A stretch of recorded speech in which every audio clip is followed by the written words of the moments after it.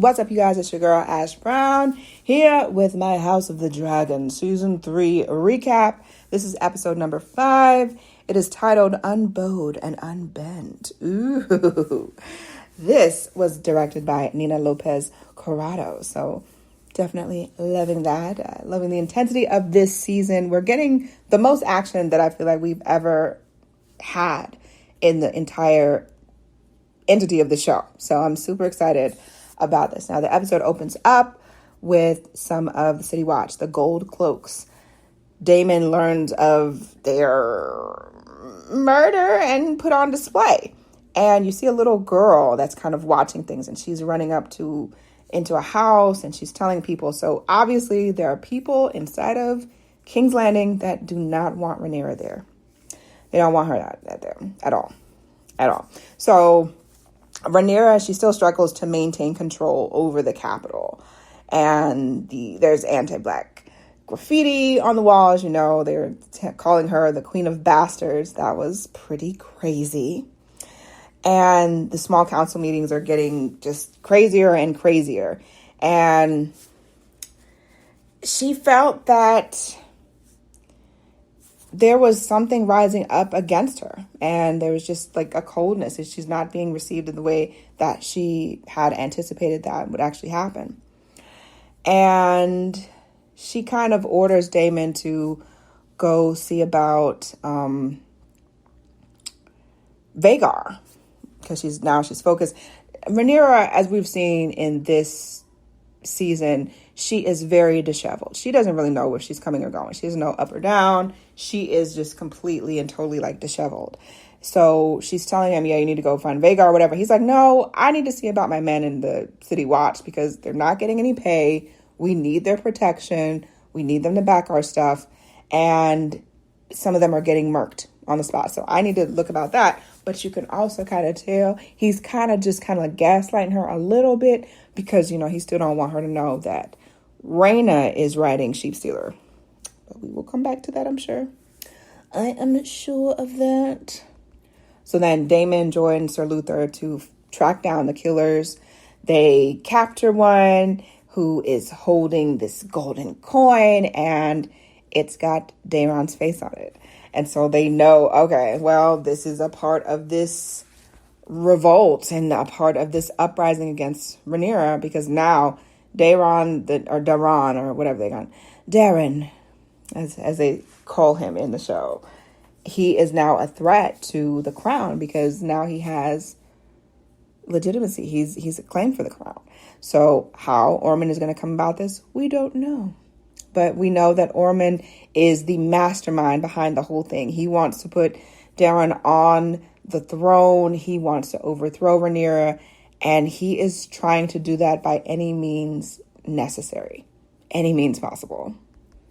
Towards the end of the episode, we see Daemon is looking for the City Watch. He's calling for Sir Luther. No answer. It's just nothing that's going on. And he then sees Sir Luther and his gold cloaks just brutally murked. Eyes are gouged out. Their bodies are arranged around a table, looking similar to like another historically known event. And on the wall, it says, "A feast for traitors." So that is just how the episode ends. And it's just so crazy and just like, wow. We see Aemond and Darren interacting, and Aemond is just he's a key point in orchestrating this. He wants this to happen. You can tell his disdain for the Targaryens because of the dragons. Let's be 100 about it. He hates them because of their dragons. He's saying, like, you know, they're abominations and things of that nature. They'd be nothing without their dragons, which kind of is true. But I think that his strong disdain for the dragons and for the Targaryens is really why he wants Darren on that throne. So they're playing like a chess game or whatever, and Darren actually wins. And as soon as he wins, he's starting to apologize, like, oh, you know, I'm so sorry. And Aemond like clears the board, like with his hand. He clears the entire board. He gets up and he goes and he stands right behind Darren. And he's like, never apologize for winning. So again, we're seeing him really plant these seeds of evil into Darren. And we saw in the last episode, which I forgot to really go into, is he made Darren slay Hugh Hammer's brother-in-law. And that was pretty crazy. And then he had the dragon burn him up. They didn't show that, but you could kind of listen and kind of hear what was happening in the dark. Yeah, it was kind of a lot going on that episode. And now we get to Sir Criston Cole. I want to tell y'all, I have been sick of Sir Criston Cole since probably season 1. You know, he had this foresight that he and Rhaenyra were going to be together and they were just going to live a simple life. And Rhaenyra's like, bitch, I am kin to the crown. I'm royalty. Like, you can go live an ordinary life. I'm not going to do that shit. Rhaenyra's like, nah, that ain't going to work. We can have fun. But as far as us being a serious thing, that's not even in the works. So Sir Criston Cole and Sir Gwen, I can't even say his name right. I guess it's like Gwen or Gwen instead of saying Gwen, but it's Gwen. I don't know. It sounds really weird. So Gwen Hightower, they use these really crazy tactics against advancing against the black team.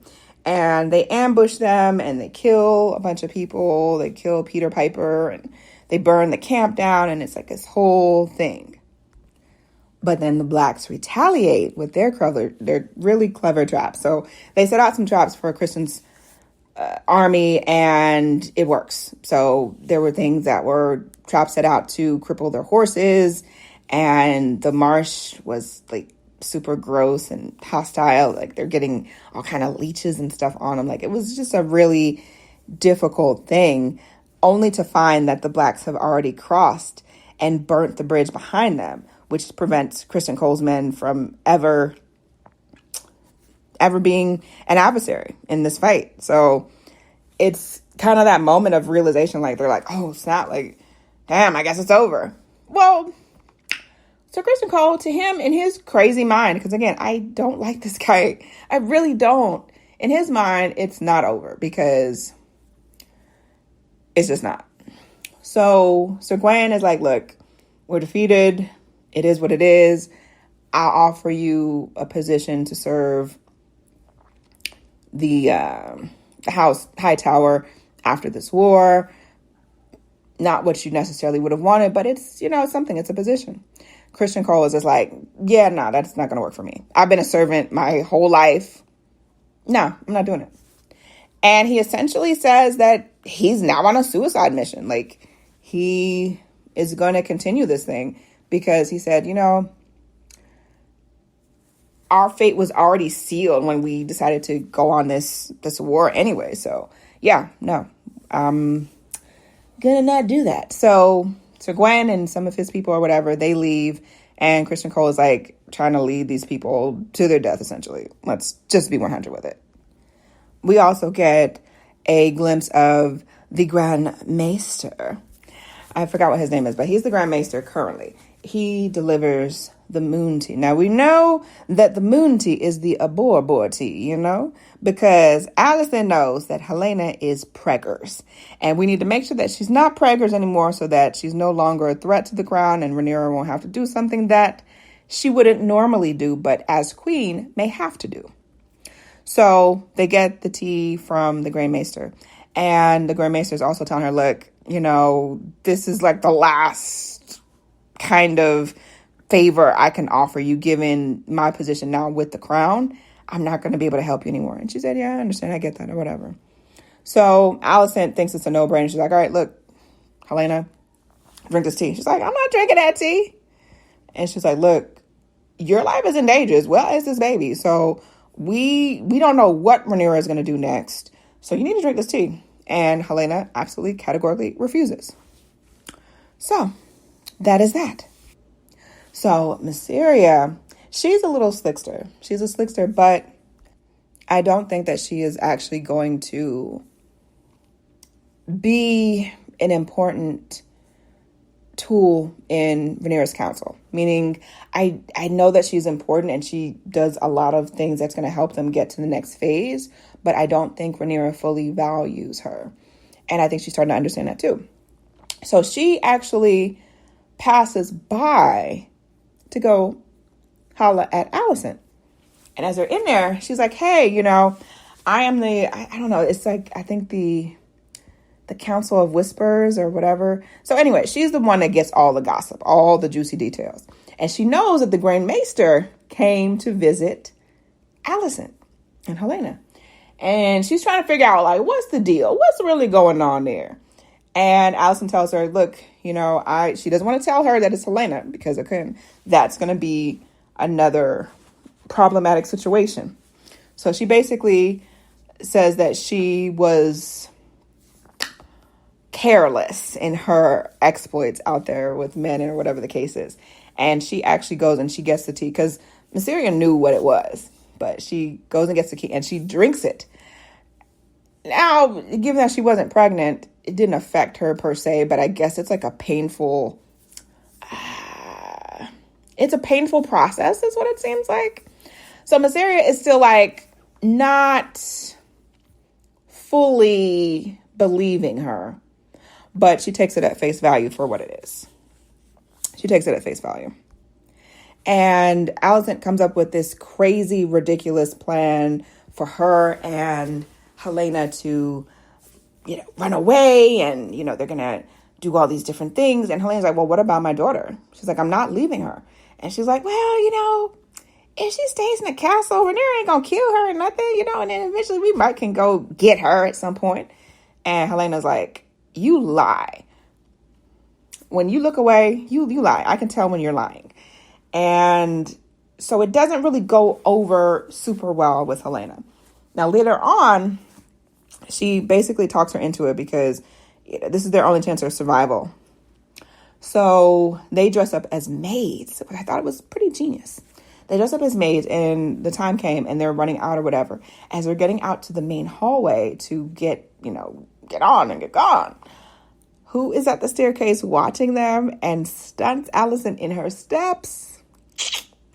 It would have to be Mysaria. Mysaria, she's so damn slick. I was like, she was like, you didn't think that you was finna slip out of here and I wasn't gonna know about it. What? So they go back to whatever quarters that they're supposedly staying in or whatever. And Alicent tells her that Helaena is pregnant and this is why we have to run. This is why we have to go or whatever. And Mysaria is like, look, that this is information I have to share with the queen. This is pertinent information that she needs to know. And Alicent goes into her bag of tricks, y'all. She goes into this manipulative bag of tricks and she starts to plant seeds of doubt in Mysaria about Rhaenyra's small council and her not being a part of big decisions and maybe even not being considered as someone that is vital for the crown. So she kind of plants those seeds. So she's fairly confident that she's probably not going to say anything to Rhaenyra, but she doesn't know. She does not know. Let's see, what else? We get glimpses of Aemond because, again, all these people keep on coming there trying to fight Aemond, trying to get Aemond. Aemond is like resting up and healing and stuff. Alice Rivers has him under lock and key, but she's doing it in a way where it's like she's nurturing him and maybe being that mother woman figure that he's always been looking for. And so he's having nightmares and all the things. And then he realizes, oh, snap, where is Vhagar? And Alice Rivers is like, oh, Vhagar went away, blah, blah, blah, blah, blah. But that's crazy, right? I don't recall dragons just disappearing like that. So I don't know where the heck Vhagar is. Where could she be hiding? She's an old granny. We know she gets cranky. I don't know where Vhagar is. So that is like one of the biggest questions. And then the reality of Vhagar being gone hits Aemond, and he's like, I'm nothing without her. I need her. And Alice Rivers is like building up his confidence. No, that's just one thing. It's an illusion in your mind. You're bigger than this, blah, blah, blah. And they embrace and all this stuff. And she's just building him up mentally so that he will be the perfect tool to use against Daemon. So now everyone knows that there's a bounty on Aemond's head. So everybody's trying to find Aemond. And they're like, he was at Harrenhal last. So everybody's coming up there. So these, like, I guess, like, bounty hunters or something, they come out there. They're asking Alice Rivers about him. And she's like, no, he was never here. Da-da-da. It's a lie. Blah, blah, blah. And they start, like, attacking her. And it's, like, maybe, like, 4 or 5 of them. Out of nowhere, Aemond comes in, saves the day. He's saving his girl or whoever she may be to him now. So that is quite interesting. And now everyone believes that he has killed Aegon. And he's going through an emotional thing, which we haven't really seen him really go through since the last time we saw him at Flea Bottom with one of the, ladies of the night. Yeah, that would probably be the last time. And then we get to Aegon. So Aegon is still going through, y'all. He's still, like, burnt up. He's in pain and stuff. He's trying to pretend that he isn't the king. And he's just going through this whole thing. And Lair Strong is, like, really just getting sick of him and his complaints and everything. So Aegon is, like, complaining, my brother ruined everything for me. And he always had the advantage, blah, blah, blah. He's just going on this tirade. And after he's done, Lair's is just looking at him like, I wish I could just chop your head off, clean off your body. And Lair's is like, he had the advantage. You had the same advantages that he had. You have a dragon that's named from the sun, like Sunfire. You've got the highest ranking position. You are heir to the throne. What are you doing this self-deprecating stuff? And he's like, you know what? You're like a terrible human. And from that to come from Lair's, because Lair's ain't too great himself. So I thought that was very ironic, comical, funny, all the above. So Lair's, like, goes back to town or whatever. And then Aegon comes through and he comes and sits he comes and sits next to Lair's, and they kind of, it's that moment of them kind of making up. They're cool. They're going to be cool. And then the other guy, Lannister. Lannister comes back. The one that was I think he was on the ship. Yeah, I think he was on the ship with Lehor or whatever the case is. And somehow he ends up in this random town and he sees them. And so they start a conversation. So Lair's and Lannister are having this conversation. Meanwhile, Aegon is, like, in the back and just kind of just, like, in chill mode. The guy that kind of put his foot down and made him lick his boot or whatever, comes up and finds the crown in his bag. And he's like, oh, is this what you were looking for? Is this what you was hiding? And Aegon, I don't even know where he got the strength or the gall to do it, but he starts stabbing this guy up. He's covering his mouth. He's stabbing him up. And I feel like he really needed that in that moment. Like, he needed to have a win. And yeah. So next week is going to be pretty awesome. We're going to kind of get more on what's going on with Rhaena and Sheep Stealer. She's in a very, very bad relationship. And I just don't know what's going to happen with Rhaena and Sheep Stealer.